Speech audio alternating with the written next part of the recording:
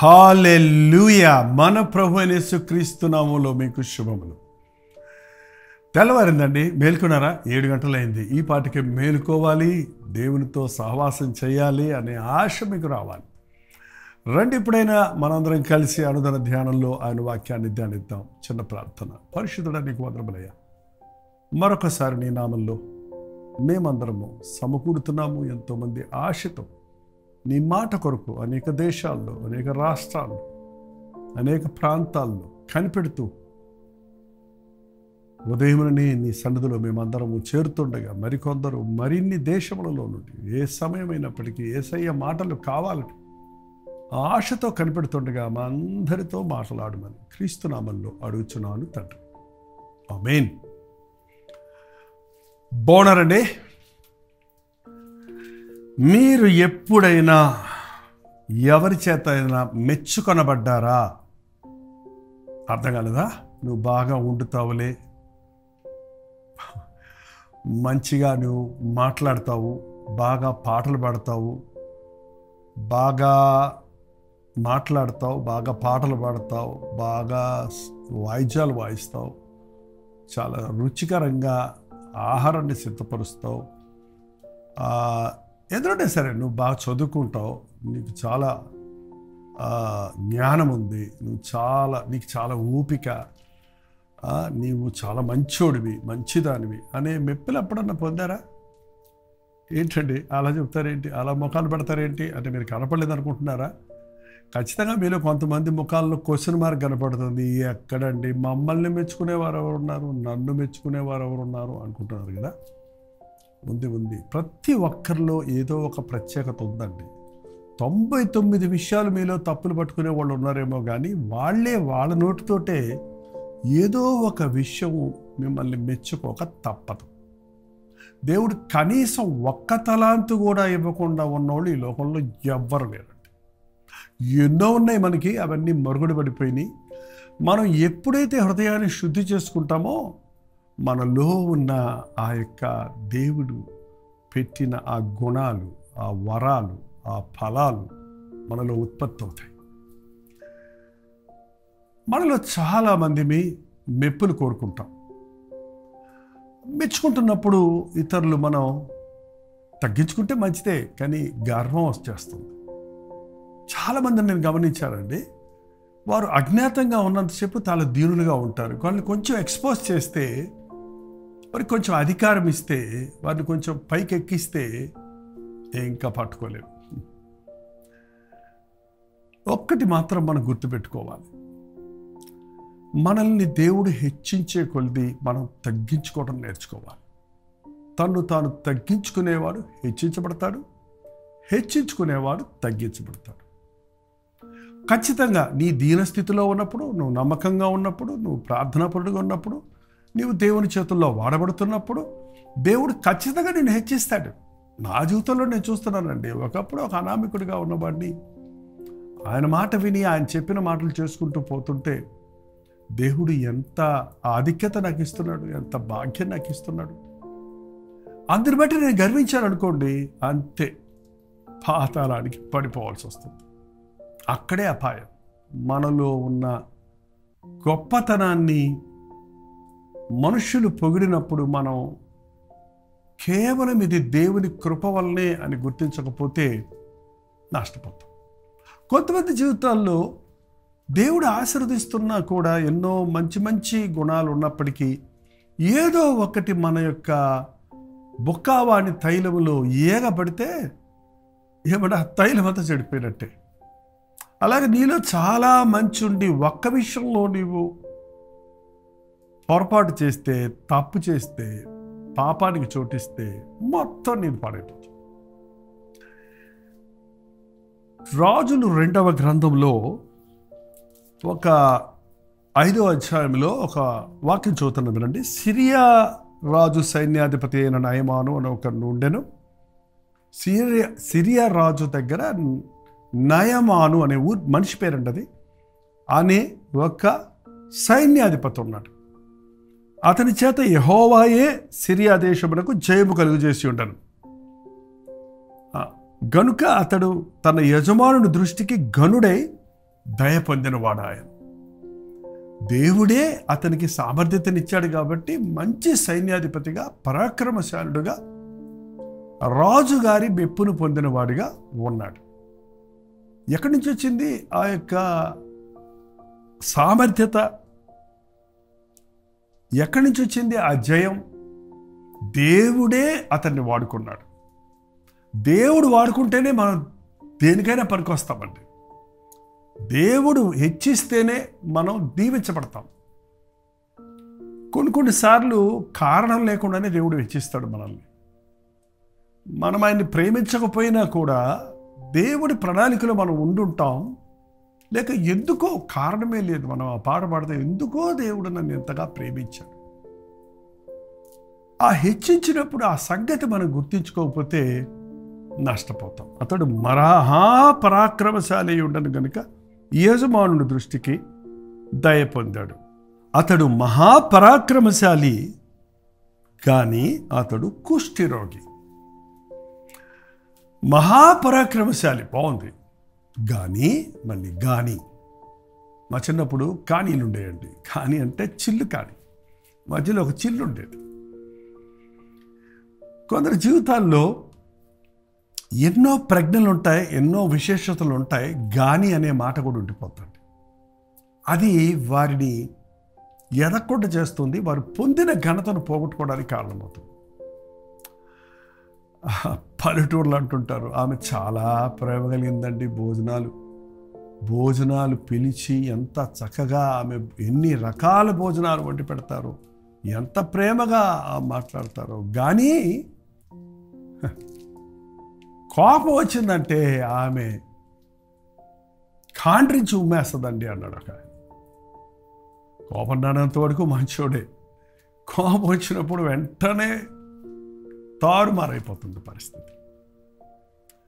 ఆయన చాలా మంచోడండి, దేవదాస్ గారు, పేరు దేవదాస్ అండి, చాలా మంచోడండి ఆయన. కానీ తాగాడంటే మనిషి కాదన్నాడండి. మళ్ళీ తాగి మనిషిని పోడైపోతున్నాడు. తాగని వాళ్ళందరూ నేను గమనించానండి, తాగుబోతులందరూ చాలా మంచోళ్ళు అనుకుంటాను నేను ఇప్పటికీ. ఎందుకంటే తాగినప్పుడే అరుపులు, కేకలు, ఆ క్రూరంగా ప్రవర్తించడం, అసహ్యంగా ప్రవర్తించడం. కానీ ఉన్నప్పుడు చాలా డ్యూలుగా ఉంటారు, చాలా మర్యాదగా ఉంటారు, చాలా జాలిగా వస్తుంది అలా చూస్తుంటే. వాళ్ళతో నేను మాట్లాడాలన్నప్పుడు తాగకుండా ఉన్నప్పుడే మాట్లాడతాను. ఎందుకయ్యా కుటుంబాన్ని పాడు చేసుకుంటావు, ఆరోగ్యం పాడు చేసుకుంటావు అంటే ఏం చేయమంటారండి, నా చేత కావటం లేదని చెప్తాడు. అదే తాగినోడు దగ్గర నా ఇష్టమై, నువ్వు డబ్బులు ఇచ్చావా, నేను తాగుతా అని గొడవ పెట్టుకున్నాడు ఒక ఆయన. అప్పటి నుంచి నేర్చుకున్నా. మంచోడే, కానీ ఆ త్రాగుడు అతన్ని ఏం చేస్తుంది, పాడు చేస్తుంది, తినేస్తుంది. కుష్ఠరోగం అనేదండి తినేస్తూ ఉంటుంది, తెలుసా మీకు? కుష్ఠరోగము రోజు రోజుకి వాళ్ళ ఏళ్ళు ఫుల్గా ఉన్న ఏళ్ళు తినేస్తుంటే చివరికి మొండేళ్ళు అయిపోతాయి. ఆ అవయవ చెవులన్నీ తినేస్తుంది. అది మనకు వచ్చేటువంటి ఆ మెప్పు, ఆ మేలు, ఆ మంచిని తినేసేది ఈ కుష్ఠరోగంతో సమానం. అది నీ జీవితంలో నీవు అత్యధికంగా ఎదగకుండా, పరిపూర్ణంగా దీవించబడకుండా, నీలో ఉన్న ప్రవీణతలన్నీ దేవుని కొరకు వాడబడకుండా, దేవునికి ఇష్టడుగా నీవు ఉండలేకుండా ఉండటానికి నిన్ను తినేసేది ఏదన్నా ఉందా? ఏదన్నా ఒక దురభ్యాసం ఉందా? ఒక సోమరితనము, నిద్రబోత్తనము, తిండిబోత్తనము, అత్యాశ, ధనాశ, ఇవన్నీ కూడా మన జీవితాల్లో మంచి పేరును చెడగొట్టడానికి, మనలో ఉన్న మంచిని రోజు తినేస్తూ మనల్ని మరింత హీనులుగా చేయడానికి ప్రయత్నిస్తుంటాయి. మహాపరాక్రమశాలి కానీ కుష్ఠరోగి, ఎవడు మర్యాద ఇవ్వడు. చాలా మంచోడు కానీ చాలా క్రూరంగా మాట్లాడతాడు కోపం వచ్చినప్పుడు. చాలా మంచోడు కానీ పాపము నుంచి అతనికి విడుదల లేదు. చాలా గొప్ప వ్యక్తి కానీ అతని రహస్య జీవితం సరిలేదు. బయటకందరికీ బాగుంటాడు కానీ ఆయా సమయాల్లో అతడు బానిసగా ఉంటున్నాడు. ఇలాంటి మాటలు మనం వింటుంటాం. మీలో ఆ గాని ఏదన్నా ఉందా? నువ్వు మంచిదానివే కానీ, నువ్వు మంచోడివే కానీ, నువ్వు బాగా ప్రార్థన చేస్తావు కానీ, నువ్వు బాగా కానుకలు ఇస్తావు కానీ, నువ్వు మంచి విశ్వాసమే కానీ అనే మాట ఎవరైనా నీతో ఎప్పుడన్నా అన్నారా? అలాంటిది ఉంటే దేవుని దగ్గరికి రా. దేవుని దగ్గరికి రావాలి. ఏ మనుషుడు మన పాప రోగాన్ని బాగు చేయలేడు. కుష్ఠరోగం అనేది పాప రోగంతో సమానమండి. కుష్ఠరోగం వచ్చినోడు వెంటనే చావడండి. హార్ట్ అటాక్ వచ్చిందనుకోండి, వెంటనే చనిపోతాడు. కొన్ని జబ్బులు వస్తే పూర్వం 1 నెల, 2 నెలలు, 3 నెలలు ఉండి చనిపోతాడు. కానీ కుష్ఠరోగం చావనివ్వదు. బతుకుతూ ఉంటాడు, కానీ తినేస్తూ ఉంది. దినదినానికి కృషించిపోతూ ఉంటాడు. పాపం అంతేనండి. పాపం వల్ల వచ్చి జీవితం మరణం అన్నప్పుడు, పాపం చేసినప్పుడే అప్పటికప్పుడు మరణించిపోతే గొడవే ఉంటుంది. కానీ పాపపు కుష్టు ప్రారంభించి దినదినానికి మనల్ని తింటూ మన ఆరోగ్యాన్ని, మన ఆధ్యాత్మిక జీవితాన్ని, మన కుటుంబాన్ని, మన యొక్క భవిష్యత్తును పాడు చేస్తుంది. ఎవరో చెప్పారా, ఇంట్లో పనిచేస్తున్న ఒక పని పిల్ల చెప్పింది, అమ్మా మా యజమానుడి దగ్గర అయ్యగారు వెళ్తే, యజమానుడు మా దేశంలో ఒక ప్రవక్తున్నాడు, ఆయన దగ్గరికి వెళ్తే బాగుపడతాడు, ఆయన దైవజనుడు అని ఆ అమ్మాయి చెప్పిన మాటకి అతడు బయలుదేరి సిరియా దేశం నుండి ఇజ్రాయెల్ దేశానికి రథాలు గుర్రాలు వేసుకొని పరివారాన్ని వేసుకొని స్వస్థత కోసం పరిగెత్తాడు. అవునండి, వాళ్ళ స్వస్థతలు అంటే చాలు పరుగులెడుతున్నారు జనం. శారీర స్వస్థతతో పాటు ఆధ్యాత్మిక జీవితంలో ఉన్న రోగాల కొరకు, హృదయం అన్నిటికంటే ఘోరమైనది, మోసకరమైన వ్యాధి కలదు. ఆ వ్యాధి నుండి మనం స్వస్థపడితే శరీర వ్యాధులు కానీ, లోక సంబంధమైన నష్టాలు కష్టాలు కానీ వాటంతటా అవ్వపోతాయి. అక్కడికి వెళ్ళి నేను నయమాన్ని వచ్చాను, మహాపరాక్రమశాలిని, కుష్ఠరోగిని అన్నట్టుగా కౌరు పంపిస్తే ఆ దైవజనుడు ఆ చిన్న ఇంట్లో నుంచి బయటికి రాలేదు. వెళ్ళి యోర్దాను నదిలో 7 సార్లు మునగమని చెప్పాడు. ఆ నయమానికి కోపం వచ్చిందట. ఇంత గొప్ప వ్యక్తిని నేను వస్తే, ఇంత చిన్న ఇంటిలో ఉన్న ఈ సాధారణమైన వ్యక్తి బయటకు వచ్చి మీకు చేతులు నా మీద ఉంచి అల్లల్లాడించి నూనె రాసి ప్రార్థన చేయకుండా, నమస్కారాలు పెట్టకుండా ఇంట్లో నుంచి కౌరు పంపిస్తాడా? తిప్పండి ఆ రథాలు, వెళ్ళిపోతాం మన దేశానికి అన్నాడట. గర్వం ఉన్నోడికి దేవుని ఆశీర్వాదం రాదండి. గర్వంతో దేవుని దగ్గరకు వచ్చినప్పుడు నీకేమీ దొరకదు. ఎంతో పెద్ద దేవుని మీద సవాల్ చేస్తారేంటి? దేవుడు ఉంటే మార్చుకోమను, ఇమ్మను, కనబడమను. అహంకారులను ఆయన దూరం నుంచి చూస్తాడు. దేవుని దగ్గరికి నువ్వు రావాలంటే నువ్వు తగ్గించుకోవాలి. యేసు ప్రభు తను తగ్గించుకున్నాడు. పరలోకం సింహాసనాన్ని వదిలిచ్చి ఆయన కౌగిల్లో నువ్వు చేరాలంటే నీ సింహాసనాన్ని వదలాలి, నీ అహంభావాన్ని వదలాలి, నీ స్వార్థాన్ని విడిచిపెట్టాలి, నీ స్థితిని నీవు ఎరగాలి. నీకు స్వస్థత కావాలి, రక్షణ కావాలన్నది గుర్తించాలి. అంతలో ఒకడు అన్నాడు, అయ్యా ఆయన ఏమన్నా పెద్ద పని చేశాడా? స్నానం చేసి శుద్ధుడు కమ్మన్నాడు, అంతే కదా అన్నప్పుడు మనసు మార్చుకుని నయమాను యోర్దాను నదిలోనికి వెళ్ళి 7 మార్లు మునిగాడంట. మునిగాడనగానే తగ్గించుకున్నాడు. కూర్చున్నాడు, లేచాడు, కూర్చున్నాడు, లేచాడు, మునిగి మునిగి మునిగి. అదొక సాదృశ్యంగా ఉందండి. యోర్దాను నీళ్ళల్లో ఏం మ్యాజిక్ లేదు. యేసు ప్రభు మాటలకు మనం విధేయులమైతే, ఆయన చెప్పింది మనం అర్థం కాకపోయినా చేస్తే అద్భుతాలు మన జీవితంలో జరుగుతాయి. తగ్గించుకున్నప్పుడు హెచ్చించబడతాం. నీలో ఉన్న ప్రవీణతను పాడు చేసే కుస్తేంటో, గర్వమా, స్వార్థమా, ధనమా, పాపమా, బలహీనత, దానిని నీవు సరిచేసుకోగలిగితే, ఒప్పుకోగలిగితే, నీ స్థితిని నీవు చెప్పుకోగలిగితే, నేను స్వస్థపరచడానికి ప్రభువు సిద్ధంగా ఉన్నాడు. 7వ మారు మునిగి లేచేటప్పటికీ నయమాను దేహము పసిబిడ్డ దేహం వలె అయిపోయింది. ఎంత చక్కగా ఉంటుంది చూడండి. కుష్ఠరోగం సగం శరీరం తినేసిన శరీరం పసిబిడ్డ దేహం వలె నవనవలాడుతూ తయారయ్యాడు. అంతేకాదు, అతడు పసిబిడ్డ హృదయాన్ని కూడా పొందాడు. తిరిగి వెళ్ళిపోలేదు సిరియా దేశానికి. ఆ దైవజనుడి దగ్గరకు వచ్చి రథం మీద కూర్చొని బయటికి రమ్మన్న వ్యక్తి రథం దిగి ఆ దైవజనుడు ముందరకెళ్ళి నిలబడి సాక్ష్యం ఇచ్చాడు.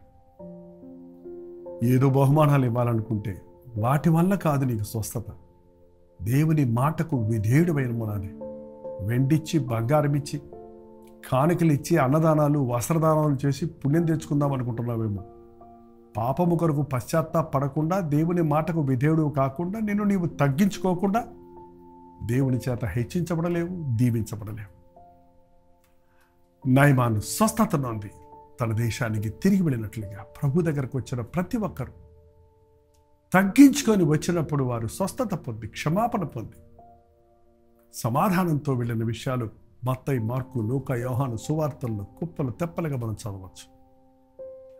మీలో ఉన్న గొప్పతనాలు ప్రయోజనకరంగా లేకుండా దినదినానికి అవి మరుగున పడుతున్నాయంటే మీలో ఉన్న ప్రవీణతను తినేసే పాపము, బలహీనత, రోగము ఏదైనా ఉందేమో పరిశీలించుకొని పశ్చాత్తాపడితే ప్రభు చేతుల్లో అద్భుతంగా వాడబడతాం. ప్రార్థన. పరిశుద్ధుడ, ప్రేమగల తండ్రి, నిజమైన ఆయన మాలో ఉన్న గొప్పలు మేలైన కార్యాలను చూచి మేము అతిశయిస్తూ దినదినానికి మరింతగా కృషించిపోతున్నామే కానీ దినదినాభివృద్ధి పొందలేని ఆధ్యాత్మిక జీవితంలో సాగిపోతున్నామయ్యా. క్షమించు. నీవు మా చేత గొప్ప కార్యాలు చేయించినప్పుడు, శూర కార్యాలు చేయించినప్పుడు, మమ్మల్ని నీ కొరకు నీ సాక్షులుగా వాడుకుంటున్నప్పుడు మాకిచ్చిన గాత్రాన్ని బట్టి, మాకిచ్చిన నైపుణ్యతను బట్టి, మాకిచ్చిన ప్రవీణతను బట్టి, మాకిచ్చిన బల సౌందర్యాలను బట్టి మేము అతిశయించేవారిగా కాక నేనేమై ఉన్నానో అది కేవలం ఆయన కృప వల్లనే అయి ఉన్నానని తగ్గించుకొని సమస్తమైన ఘనత, మహిమ నీకే చెల్లించుటకు, గర్వించక భయపడుటకు, విధేయులమై విరజింపుటకు మా ఒక్కొక్కరికి నీ సహాయం చేయమని క్రీస్తు నామములో అడుగుచున్నాము తండ్రి. ఆమేన్. తండ్రి అయిన దేవుని యొక్క ప్రేమయు, కుమారుడైన క్రీస్తు యొక్క కృపయు, ఆదరణకర్త అయిన పరిశుద్ధాత్మ యొక్క సహవాసమును కూడి వచ్చిన మనందరికీ ఇప్పుడు సదాకాలం తోడయుండును గాక. ఆమేన్. దేవుని స్తోత్రం. మీ ప్రార్థన అవసరాల భారాలు 954041 నెంబర్కి, ఇతర దేశాల్లో ఉంటే 9100100088 నెంబర్కి టెక్స్ట్ లేక వాయిస్ మెసేజ్ ద్వారా వాట్సాప్ పంపిస్తూనే ఉండండి. మేము పరిశీలిస్తున్నాం, మీకోసం ప్రార్థిస్తున్నాం. మీరు కూడా ప్రార్థించండి. దేవుడు అద్భుత కార్యాలు జరిగిస్తాడు. డాక్టర్ జైపాల్ యూట్యూబ్ ఛానల్ మేము ఇంకా సబ్స్క్రైబ్ చేసుకోకపోతే సబ్స్క్రైబ్ చేసుకోండి. మీ పేరు, ఊరు లైవ్ చాట్లో టైప్ చేయటం మర్చిపోవద్దు. లైక్ బటన్ నొక్కండి. ఎవరికైనా షేర్ చేయండి, వారు కూడా మేలు పొందుతారు. ప్రభుత్వం మధ్య మధ్యాహ్నం 3 గంటలకు హెచ్చరిక, అలాగే రాత్రి 9 గంటలకు లైవ్ రుజువులో మళ్ళీ కలుసుకుందాం. అంతవరకు దేవుడు మహాకృప మీకు తోడైనది కాక.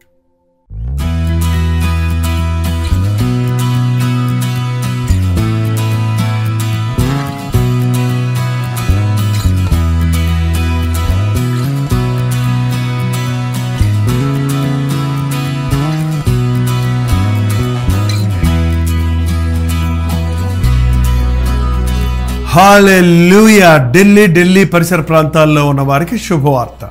మరొకసారి మీ కొరకు ప్రత్యేకంగా 1 డే గెట్ టుగెదర్ను ఢిల్లీలో మార్చి 20వ తారీఖున ఏర్పాటు చేస్తున్నాం. మిమ్మల్ని ముఖాముఖిగా చూడాలని, మీకోసం ప్రార్థించాలని, పరీక్షలు రాస్తున్న వారికి, అనేక రకాల సమస్యలతో, చిక్కులతో, అనారోగ్యాలతో ఉన్న వారి కొరకు ప్రార్థించాలని, మరి ముఖ్యంగా కల్వరి దర్శనం అనే తెలుగు టీవీ కార్యక్రమాలు, హిందీ టీవీ కార్యక్రమాలు వీక్షిస్తున్న వారిని, తెలుగు వారిని, హిందీ వారిని కలవాలని, సోషల్ మీడియా ద్వారా ఇప్పుడు రోజు తెలుగులోను అలాగే హిందీలోను ఉదయం 7 గంటలకి అనుదిన ధ్యానం అందించబడుతుంది. ఆధ్యాత్మికంగా మీరు బలపడుతున్నారని తెలియజేస్తున్నారు. ముఖాముఖిగా మిమ్మల్ని చూసి మీ లోపాలు తీర్చాలని, మిమ్మల్ని బలపరచాలని, ప్రభువుని స్తుతించాలని మార్చి 20వ తారీఖున మధ్యాహ్నం 2 గంటల నుంచి 5 గంటల వరకు, 6 గంటల నుంచి 10 గంటల వరకు 2 సెషన్స్గా ఈ 1 day get together Telugu, Hindi వారి కొరకు కూడా ఏర్పాటు చేయబడుతుంది. 2 భాషలు ఉంటాయి కనుక మీరు రండి, పాల్గొనండి, దైవాశీస్సులు పొందండి. చిరునామా గమనించండి. YWCA కాన్స్టంటైనా హాల్, గేట్ 1, గురుద్వారా బంగ్లా షాప్, అశోకా రోడ్, న్యూఢిల్లీ. ఇంకా ఈ విషయమై మీకు వివరాలు కావాలంటే 8939393939 అనే నెంబర్కి లేక కింద ఇవ్వబడినటువంటి నెంబర్లకు మీరు వాట్సాప్ చేయండి. తప్పకొస్తారు కదా.